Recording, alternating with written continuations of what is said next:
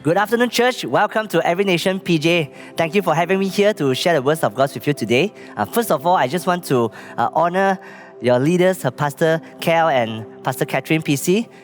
I remember about 16 years ago when I first visited Every Nation. That time was called Eagle Point. So Maxim was the one who invited me to church. I was in the same college with him.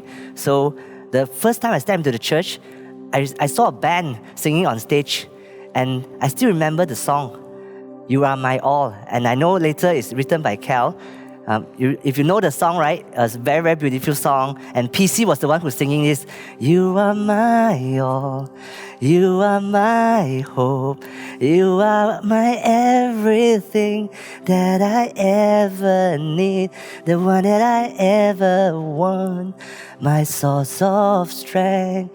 Pillar of my salvation. Wow, the time was like mesmerized by the voice, the band. So to me, of course, I was unchurched. I just see, wow, it's a very good live band. And I said, oh, I wish one day I can sing like that. I can perform on the stage. Of course, just really be aware what you ask for, especially when you want to ask it to God, right? And later, from 2009 to 2019, 10 years, I was serving in the worship team. So that was, God fulfilled my dreams. And of course, Pastor Cal, about 2009 or 2010, I went through a very, very tough season of life. So that time, beside God's words, there's a very, very strong, later I'll share more in the Jeremiah 29 verse 11, that God really, that's my life anchor verse, that my conviction, that God's words has helped me been through that tough season of life. But that season of time, there's also a song that speaks very deeply into my heart. It's called My Father.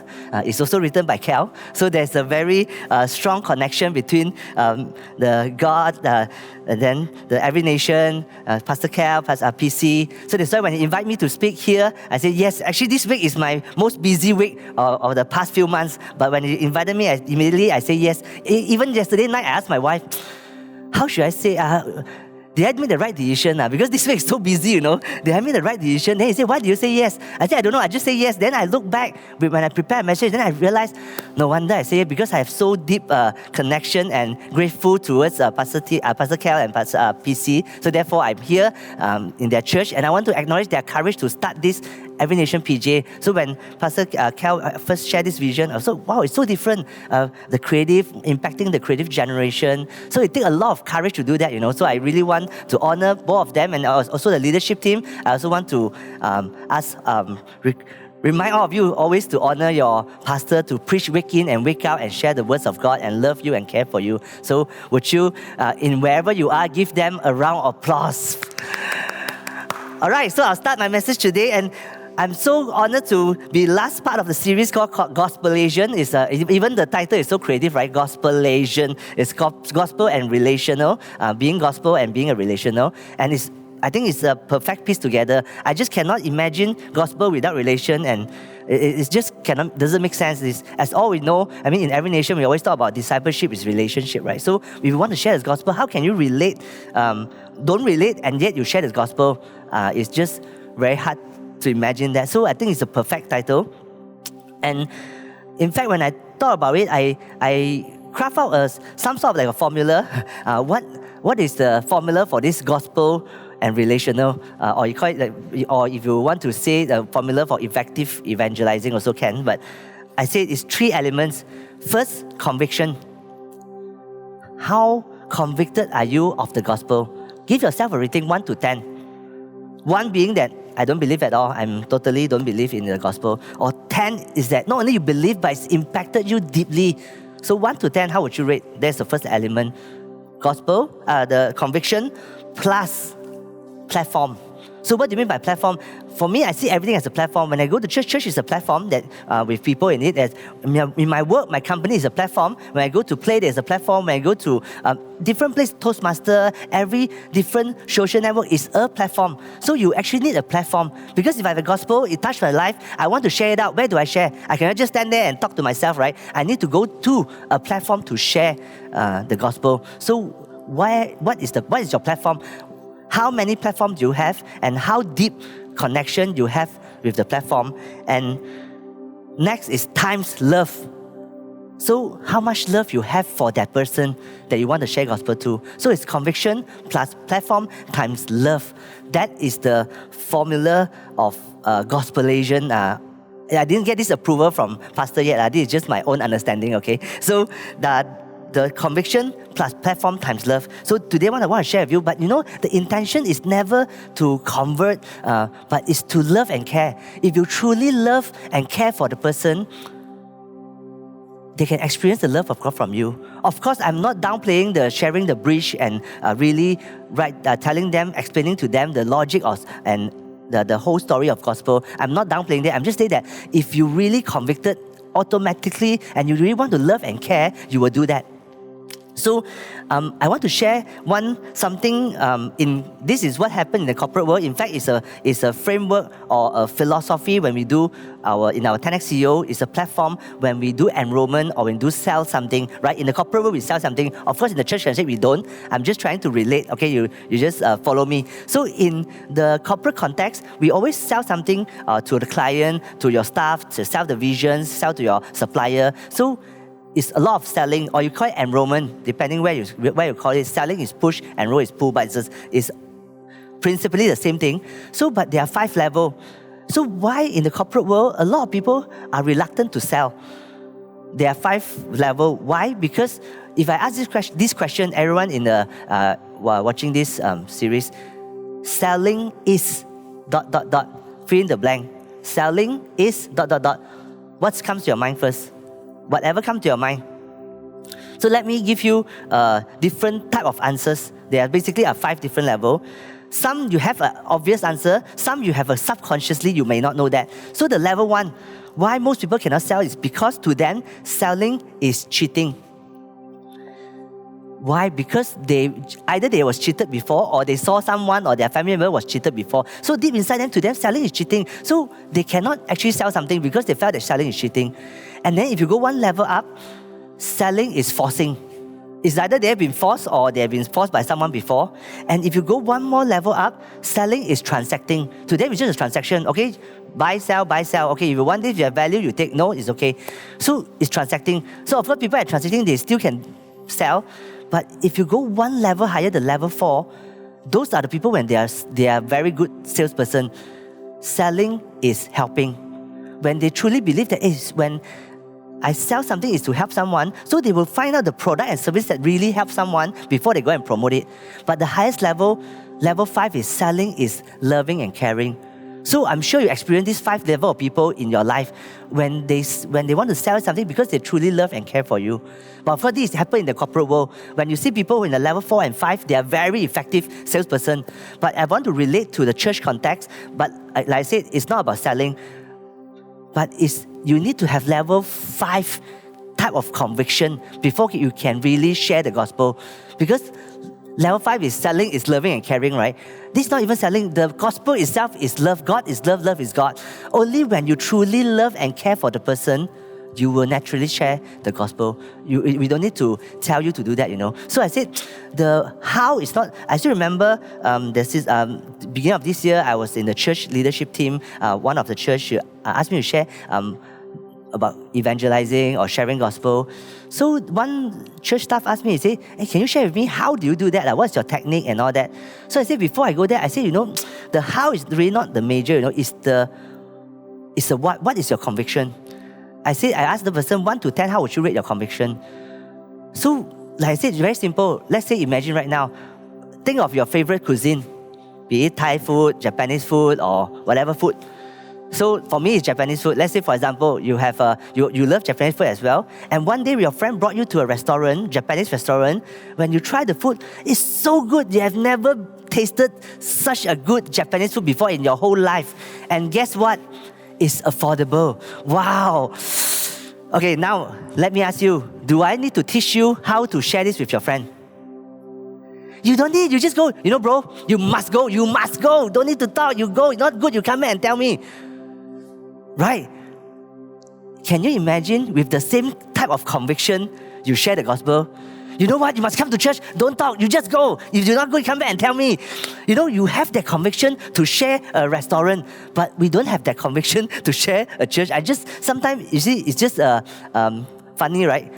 But just imagine that is the conviction you need to have when you share the gospel. I started off as I call it a reluctant or incompetent evangelist. I don't even know the term evangelizing. So I still remember when I first attend Every Nation, Puchong, then I attend Every Nation, Damansara. I told Pastor Sean, I said, Pastor, I can serve. You can ask me to serve. I can serve in usher or I can serve in worship.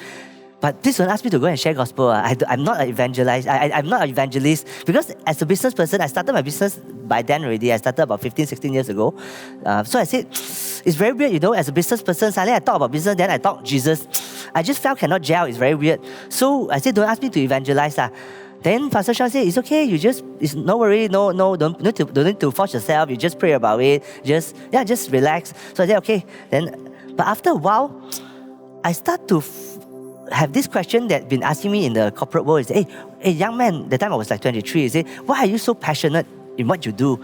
Then I go to college or university to give talk. Then the lecturer asked me, hey, why are you so passionate in what you do? Actually, I don't have an answer for that. I also don't know why and where does it come from. But slowly I start to worry, I say, hey, if I don't know where my passion comes from, what if one day I lost it? Where do I find it? So I start to go through a journey. I call it the blueprint of passion. So if you see the picture here that in the screen will show you, there's a different level. First I found, passion is from goal. When you have goal, you have passion. Every day wake up what you want to do. You have a goal for the year, goal for the month, goal for the week, goal for the day. Then you have passion. But then after a while, I say, okay, where does goal come from? If I want to plan my goal, it cannot plug from the air, right? So I say, goal comes from dream. When you have dream, then I have many goals to achieve that dream. But the problem is this, there are true dream and fake dream. Okay, let me tell you where the fake dream come from. Fake dream usually come from the media, your parents, your friends, Korean drama or wherever. You need to have this, you need to have this. But the problem is it's very short lasting. The happiness is very short lived. But true dreams is when you achieve it, your happiness lasts very long. So my question is, where does true dreams come from? So slowly I realized it's come from purpose. When you know your purpose in life, then you have your true dreams. Again, after a while, where does purpose come from?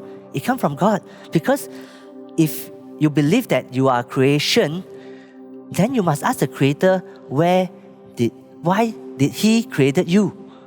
What's the purpose? If I give you some gadget today, I just pass this thing to you, you'll never see this in your life. Then you say, what is this? What is it for? So you say, what do you do? Of course, you ask the Creator, right? Hey, Joescher, you are the Creator, right? Yeah. What do you create this for? Oh, I said this is actually what do you call that? Hairdryer. Shh. Oh, then now you know it's a hairdryer. So if you don't know why did you create it for, you are search for purpose in life, you must look for creation. So after I found this, because I found my purpose in Jesus and I found my purpose in God, so from then I'm very passionate. I just share with other people this blueprint of passion. I don't feel like I'm selling them gospel or what, but I'm just saying what works for me. So I become so passionate about sharing that, and people start coming to church, coming to know God. And you know what? One of the year, and that year, Pastor Sean called me, I think end of the year, near Christmas. He said, Joescher, you know what? I said, what? I just want to call you to tell you, this year in the church, in the personal evangelizing, you are the number one, in terms of numbers. I say, wow, I cannot believe it. I said, I'm not an evangelist. Don't ask me to share gospel. It's not about selling and sharing. It's just when you have so deep conviction, naturally, you will just share. So, and then, of course, I started my life group, a small group, right? About 9 to 10 years ago, I started this group. I call it Mentology. So it's mentor, and logy is like a science. So it's only for men. So my wife, my girlfriend then, my wife later, he started a feminology for women. So it's all for men group. So I start this group and then I have a strategy, I thought, okay, I know how to outreach. I know how to do outreach. I want to use 10 chapter. Every chapter is 10 session. Then I do this, then you must come. And then I use the John Maxwell leadership principle. So not too churchy, but some leadership value, entrepreneurship value to outreach to people. So I've been doing that, and for 9 years I've been doing that. And when I come and say every year you need to go out after end, you go out to be a leader. So I churn out a lot of good leaders in the church, like Vin, Jerome, Ivan. All those are the beginning season of the Mentology, and now they're all running their own life group. But I remember one year where I run this series, leadership series, and 90% are unchurched. 90% are unchurched. Only one are Christian, are going to church. And I run a 10 series every week. I run in a cafe, then about 12 to 15 will show up consistently, 9 sessions. And the last session, I said, you know what? Let's do a final session to learn from the ultimate leader, Jesus Christ. And then we will go to the church. After that, I'll spend you all for lunch. Guess how many show up? 0. None of them show up. I was so discouraged. I don't know, it's come with anger, angry. I don't know what. I just feel so discouraged that I just very discouraged, and I don't even have the mood to run life group anymore. I stopped for a few months, and still remember the time going to Christmas, and Pastor Sean have a dinner. Every year we have a dinner to catch up. So he asked me, how is your life group doing? I said, I stopped it already. He said, oh, what happened? So I told him what happened. And then, of course, he encouraged me. He said, don't too hard up on the result. You have planted the seed, and you may not be the one to harvest. Everyone play a different role. So not too hard up on converting and harvesting. It's okay. You just do your part. So after he shared with me, of course, I feel better. Pastor Sean prayed with me. My head understand, but my heart still don't have the drive to do it. So I prayed. I said, God, give me the energy, the heart to do this again.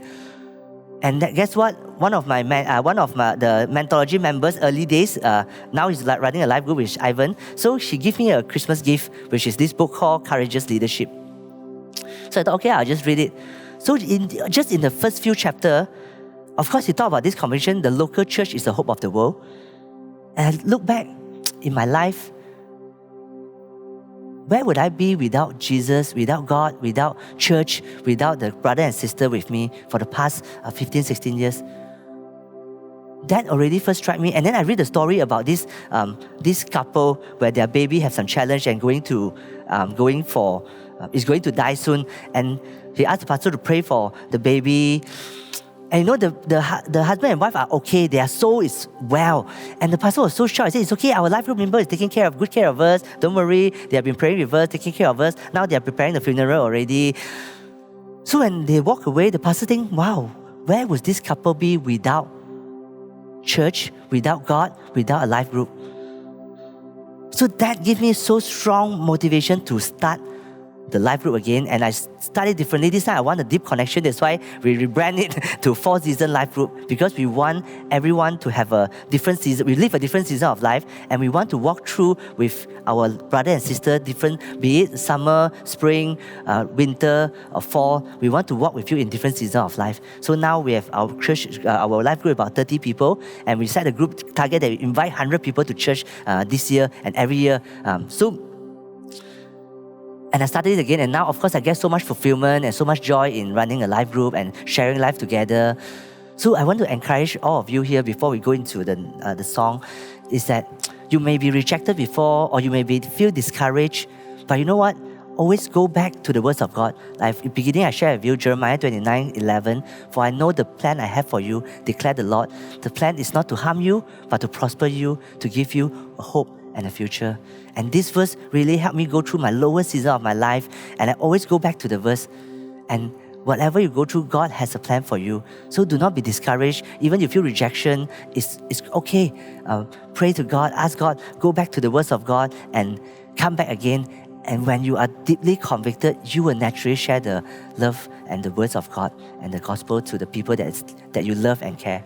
The next part I want to share with you is about the platform, right? Remember the formula I shared with you is first conviction, 1 to 10, how deep is your conviction towards the gospel? And then plus, you need platforms, then times love, right?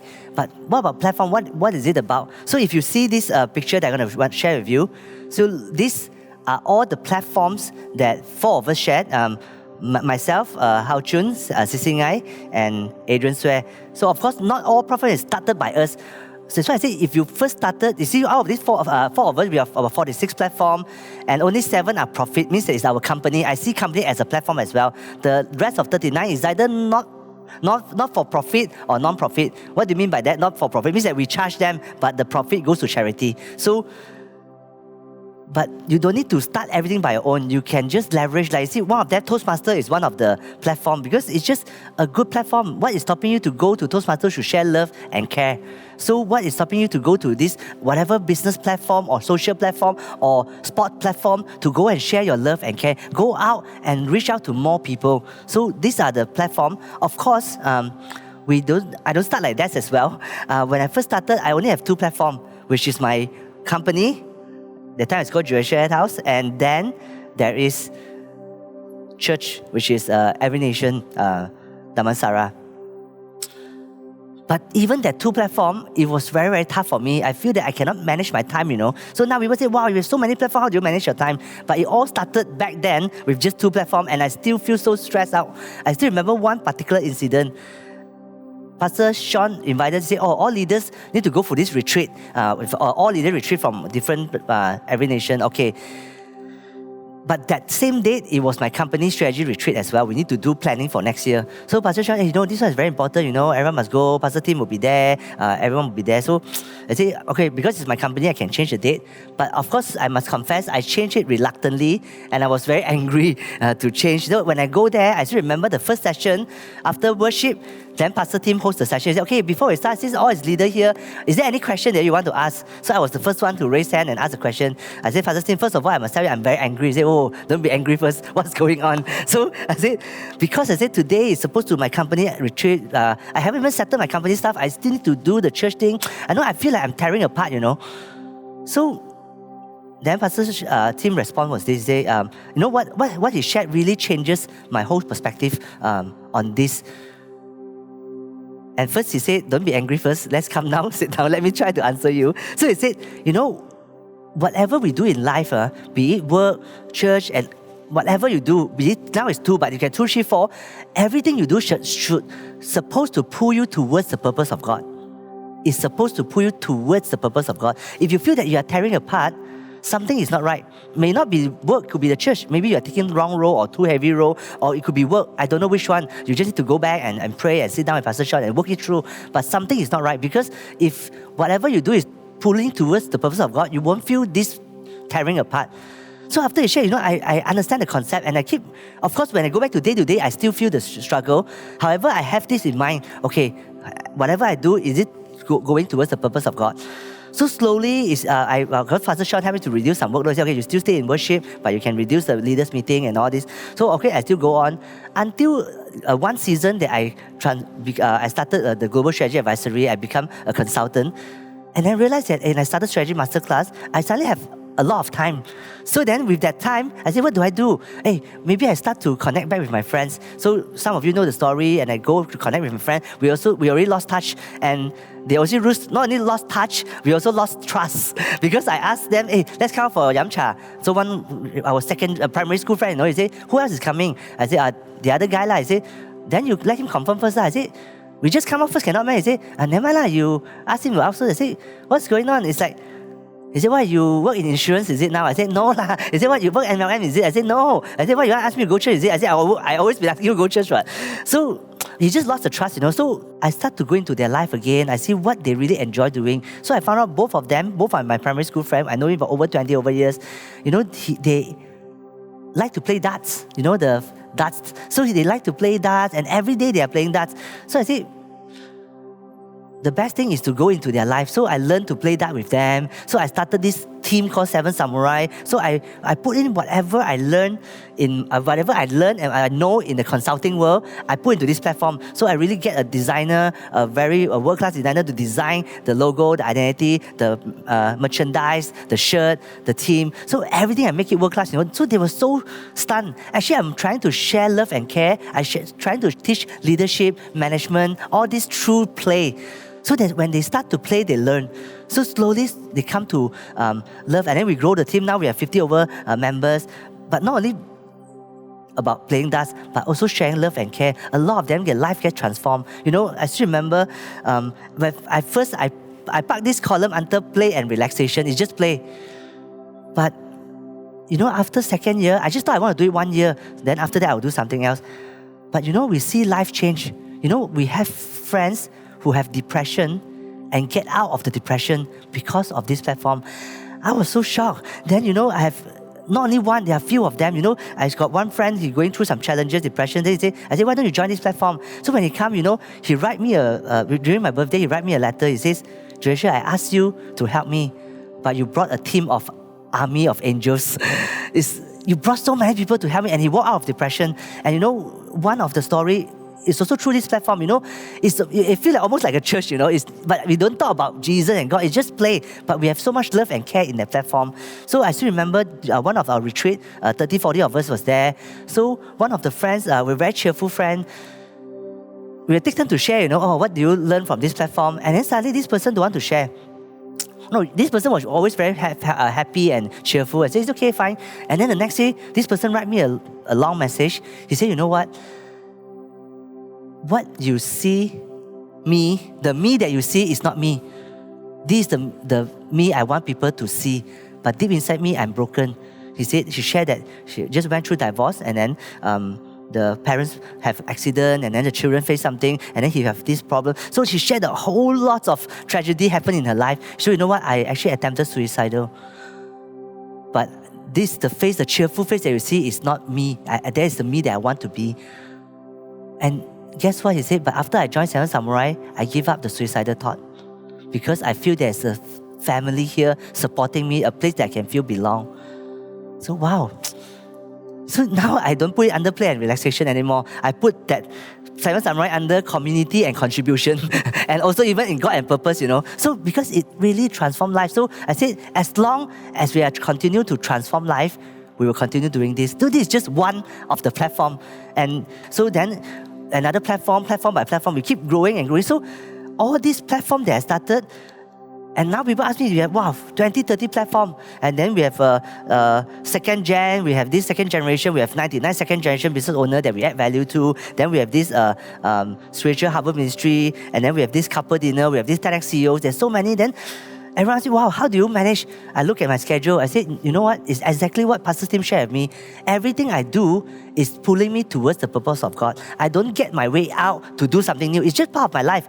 Just say like Seven Samurai team, I need to play anyway, right? I mean, you don't work all day and don't play. So why don't I dedicate 3 hours to play, and I play it more meaningfully, and I use it to outreach and share love and care for people. And I need to like couple dinner every once a month or twice a month. Me and my wife will have go for a couple dinner to share life with people. So I said, even if I don't have couple dinner, I still go have dinner anyway. Why not I make it more meaningful? So everything I do is just part of my schedule. I don't get out of my way to do this. It's just part of my life. And one very important thing is that, all these platforms, one thing we must know is that we must depend on God. You must anchor on God's word and depend on God. Don't depend on yourself. How do you know when you're dependent on yourself? When you feel so anxious and then you cannot sleep because of that, then you are depending on your own strength. So we cannot have ego in this, Every time I tell all the platform leaders, I say, you know what, if one day this is not working, we just stop it. Even my company, I know if it doesn't work, we can stop, because I'm sure, let's go back to the Jeremiah, right? He has a better plan for me. The plan is not to harm me. If he's going to close down this platform, I'm sure he has a better plan for me. I just need to rely on him. Don't take it on your own ego. I started this now, go to 200 people, I cannot stop. No face, we cannot do that. We just, of course, sometimes we feel pressure, which is fine. But there's a fine line. Once it crosses over to the anxious, you cannot sleep. I don't think that is what God wants you to do. And maybe you are depending on yourself too much. So always depend on the God's strength. So that is the platform that I have. So, people needed platform to transform. You see, every time we want to change, right? We want to help people to have a change. But you say, people don't change. Actually, no. Most people say, people don't change. People are very hard to change. Actually, people do change. But what is the first step of change? First step of change is awareness. They first need to aware they needed the change. That's why we, as the son of God, a daughter of God, what this series is all about, Gospelational. A lot of them, they don't have a chance to come to know God. They may not hear about Jesus or gospel before, but we are the ambassador of Christ. They will experience the love of Christ through us. So every time when we do this platform, we got this very common feedback. They say, wow, In Cantonese, we call "Kam Dai Kap Da Chui Kai Tiu." What does it mean? I said, wow, I don't believe in such good deal, you know. You're doing so much value and then you don't charge me for it, or you charge so little and all the profit also goes to charity. And then they don't believe. So, you know, if ever they tell me why you are doing this, I feel that is a good open door for us to tell, you know what, if you feel this is love, you are just experiencing 0.00001% of God's love. Why not I connect you to the source? That is when people, because they don't know God, they can just experience God's love through you and I. So that is what Gospelational is all about. We are never intended to ask Him, you know what, come to know God and accept it. No, it's always start with, the gospel always come with relational. You need to build a relationship and you need to care and love for them. That is where they feel the love of Christ through you. Then you can be explicitly tell them that why not I connect you with the source. So that is what I want to share with you today. And so I want to end with this. You remember that in the beginning I shared the formula of Gospelational is conviction plus platform times love. So conviction, how deep is your conviction? Plus platform, do you see it as a platform in the first place? And how many platforms do you have? And how deep is the relationship you have with the people in that platform? And times love, how much love and care you have for the people. So that is my question for you. And even as we go to the next last part of the worship, I just want you to take this time to refresh and focus on God and ask God to touch your life once again.